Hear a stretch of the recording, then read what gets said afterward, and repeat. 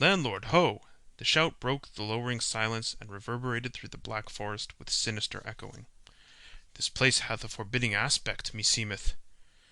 Two men stood in front of the forest tavern. The building was low, long, and rambling, built of heavy logs.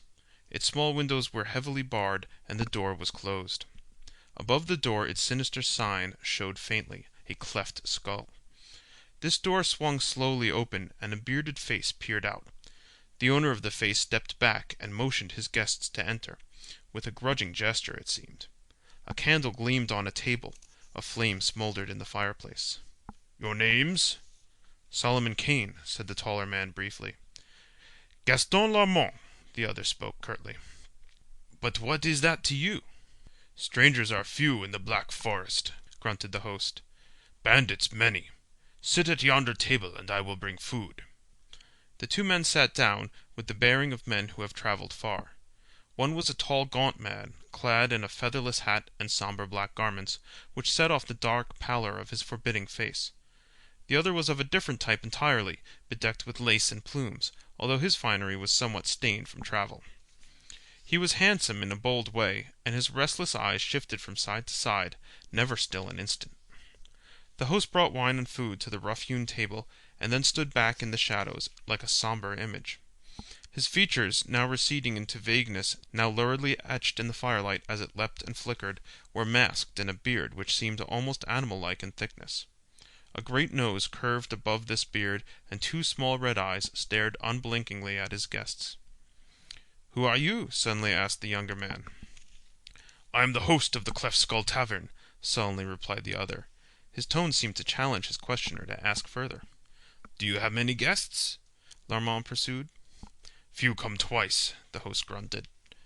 Kane started and glanced up straight into those small red eyes, as if he sought for some hidden meaning in the host's words. The flaming eyes seemed to dilate, then dropped sullenly before the Englishman's cold stare. "I'm for bed," said Kane abruptly, bringing his meal to a close. "I must take up my journey by daylight." "And I," added the Frenchman. "Host, show us to our chambers." Black shadows wavered on the wall as the two followed their silent host down a long, dark hall. The stocky, broad body of their guide seemed to grow and expand in the light of the small candle which he carried, throwing a long, grim shadow behind him. At a certain door he halted, indicating that they were to sleep there. They entered. The host lit a candle with the one he carried, then lurched back the way he had come. In the chamber the two men glanced at each other. The only furnishings of the room were a couple of bunks, a chair or two, and a heavy table. "Let us see if there be any way to make fast the door," said Kane. "I like not the looks of mine host." "There are racks on the door and jamb for a bar," said Gaston, "but no bar." "We might break up the table and use its pieces for a bar," mused Kane. "Mon Dieu," said Larmont, "you are timorous, monsieur." Kane scowled. "I like not being murdered in my sleep," he answered gruffly. "My faith," the Frenchman laughed, "we are chance met. Until I overtook you on the forest road an hour before sunset, we had never seen each other." "I have seen you somewhere before," answered Kane, "though I cannot now recall where. As for the other, I assume every man is an honest fellow, until he shows me he is a rogue. Moreover, I am a light sleeper, and slumber with a pistol at hand." The Frenchman laughed. "I was wondering how monsieur could bring himself to sleep in the room with a stranger. Ha ha! All right, monsieur Englishman. Let us go forth and take a bar from one of the other rooms." Taking the candle with them, they went into the corridor. Utter silence reigned, and the small candle twinkled redly and evilly in the thick darkness. "Mine host hath neither guests nor servants," muttered Solomon Kane. "A strange tavern. What is the name now? These German words come not easily to me. The Cleft Skull? A bloody name, i' faith." They tried the rooms next to theirs, but no bar rewarded their search. At last they came to the last room at the end of the corridor. They entered. It was furnished like the rest, except that the door was provided with a small barred opening, and fastened from the outside with a heavy bolt, which was secured at one end to the door jamb. They raised the bolt and looked in. "There should be an outer window, but there is not," muttered Kane. "Look!" The floor was stained darkly. The walls and the one bunk were hacked in places, great splinters having been torn away. "Men have died in here," said Kane somberly. Is yonder not a bar fixed in the wall?" "Ay, but 'tis made fast," said the Frenchman, tugging at it. "The—" A section of the wall swung back, and Gaston gave a quick exclamation. A small secret room was revealed, and the two men bent over the grisly thing that lay upon its floor. "The skeleton of a man," said Gaston. "And behold how his bony leg is shackled to the floor. He was imprisoned here and died." "Nay," said Cain, "the skull is cleft. Methinks mine host had a grim reason for the name of his hellish tavern. This man, like us, was no doubt a wanderer who fell into the fiend's hands." "Likely," said Gaston without interest. He was engaged in idly working the great iron ring from the skeleton's leg bones. Failing in this, he drew his sword, and with an exhibition of remarkable strength, cut the chain which joined the ring on the leg to a ring set deep in the log floor. "Why should he shackle a skeleton to the floor?" mused the Frenchman. "Morbleu, 'tis a waste of good chain. Now, monsieur," he ironically addressed the white heap of bones, "I have freed you, and you may go where you like." "Have done." Cain's voice was deep. "No good will come of mocking the dead." "The dead should defend themselves," laughed Laurent. "Somehow I will slay the man who kills me, though my corpse climb up 40 fathoms of ocean to do it." Cain turned toward the outer door, closing the door of the secret room behind him. He liked not this talk which smacked of demonry and witchcraft, and he was in haste to face the host with the charge of his guilt. As he turned, with his back to the Frenchman, he felt the touch of cold steel against his neck, and knew that a pistol muzzle was pressed close beneath the base of his brain. "Move not, monsieur," the voice was low and silky. "Move not, or I will scatter your few brains over the room." The Puritan, raging inwardly, stood with his hands in the air, while Laurent slipped his pistols and sword from their sheaths. "Now you can turn," said Gaston, stepping back. Cain bent a grim eye on the dapper fellow, who stood bareheaded now, hat in one hand, the other hand levelling his long pistol. "Gaston the butcher," said the Englishman sombrely. "Fool that I was to trust a Frenchman! You range far, murderer. I remember you now, with that cursed great hat off. I saw you in Calais some years agone." "Ay, and now you will see me never again. What was that?" "Rats exploring yon skeleton," said Cain, watching the bandit like a hawk, waiting for a single slight wavering of that black gun muzzle. The sound was of the rattle of bones. "Like enough," returned the other. "Now, Monsieur Cain, I know you carry considerable money on your person. I had thought to wait until you slept and then slay you, but the opportunity presented itself, and I took it. You trick easily." "I had little thought that I should fear a man with whom I had broken bread," said Cain, a deep timbre of slow fury sounding in his voice. The bandit laughed cynically. His eyes narrowed as he began to back slowly toward the outer door. Cain's sinews tensed involuntarily. He gathered himself like a giant wolf about to launch himself in a death leap, but Gaston's hand was like a rock, and the pistol never trembled. "We will have no death plunges after the shot," said Gaston. "Stand still, monsieur. I have seen men killed by dying men, and I wish to have distance enough between us to preclude that possibility. My faith, I will shoot, you will roar and charge, but you will die before you reach me with your bare hands. And mine host will have another skeleton in his secret niche. That is, if I do not kill him myself.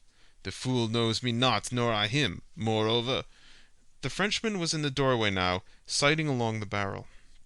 The candle, which had been stuck in a niche on the wall, shed a weird flickering light which did not extend past the doorway. And with the suddenness of death, from the darkness behind Gaston's back, a broad, vague form rose up, and a gleaming blade swept down. The Frenchman went to his knees like a butchered ox, his brains spilling from his cleft skull. Above him towered the figure of the host, a wild and terrible spectacle, still holding the hanger with which he had slain the bandit. "Ho, ho!" he roared. "Back!" Cain had leapt forward as Gaston fell, but the host thrust into his very face a long pistol which he held in his left hand.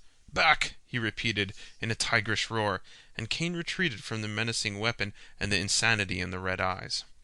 The Englishman stood silent, his flesh crawling as he sensed a deeper and more hideous threat than the Frenchman had offered.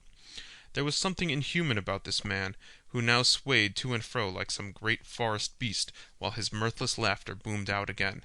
"Gaston the butcher!" he shouted, kicking the corpse at his feet. Ho, ho! My fine brigand will hunt no more. I had heard of this fool who roamed the Black Forest. He wished gold, and he found death.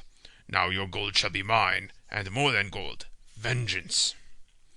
"I'm no foe of yours," Kane spoke calmly. "All men are my foes. Look, the marks on my wrists. See, the marks on my ankles. And deep in my back, the kiss of the knout. And deep in my brain, the wounds of the years of the cold, silent cells where I lay as punishment for a crime I never committed." The voice broke in a hideous, grotesque sob. Kane made no answer. This man was not the first he had seen whose brain had shattered amid the horrors of the terrible continental prisons. "But I escaped," the scream rose triumphantly. "And here I make war on all men. What was that?" Did Kane see a flash of fear in those hideous eyes? "My sorcerer is rattling his bones," whispered the host, then laughed wildly. "Dying, he swore his very bones would weave a net of death for me. I shackled his corpse to the floor, and now, deep in the night, I hear his bare skeleton clash and rattle as he seeks to be free, and I laugh, I laugh! Ho, ho! How he yearns to rise and stalk like old King Death along these dark corridors when I sleep, to slay me in my bed." Suddenly the insane eyes flared hideously. "You were in that secret room, you and this dead fool. Did he talk to you?" Kane shuddered in spite of himself. Was it insanity, or did he actually hear the faint rattle of bones, as if the skeleton had moved slightly? Kane shrugged his shoulders. Rats will even tug at dusty bones. The host was laughing again. He sidled around Kane, keeping the Englishman always covered, and with his free hand opened the door. All was darkness within, so that Kane could not even see the glimmer of the bones on the floor. "All men are my foes," mumbled the host, in the incoherent manner of the insane. "Why should I spare any man? Who lifted a hand to my aid when I lay for years in the vile dungeons of Karlsruhe, and for a deed never proven? Something happened to my brain then. I became as a wolf, a brother to these of the Black Forest, to which I fled when I escaped. They have feasted, my brothers, on all who lay in my tavern, all except this one who now clashes his bones, this magician from Russia. Lest he come stalking back through the black shadows when night is over the world, and slay me, for who may slay the dead? I stripped his bones and shackled him. His sorcery was not powerful enough to save him from me, but all men know that a dead magician is more evil than a living one. Move not, Englishman. Your bones I shall leave in this secret room beside this one, to—" The maniac was standing partly in the doorway of the secret room now, his weapon still menacing Kane. Suddenly he seemed to topple backward, and vanished in the darkness, and at the same instant a vagrant gust of wind swept down the outer corridor and slammed the door shut behind him. The candle in the wall flickered and went out. Kane's groping hands, sweeping over the floor, found a pistol, and he straightened, facing the door where the maniac had vanished. He stood in the utter darkness, his blood freezing, while a hideous muffled screaming came from the secret room, intermingled with the dry, grisly rattle of fleshless bones. Then silence fell. Kane found flint and steel and lighted the candle. Then, holding it in one hand and the pistol in the other, he opened the secret door.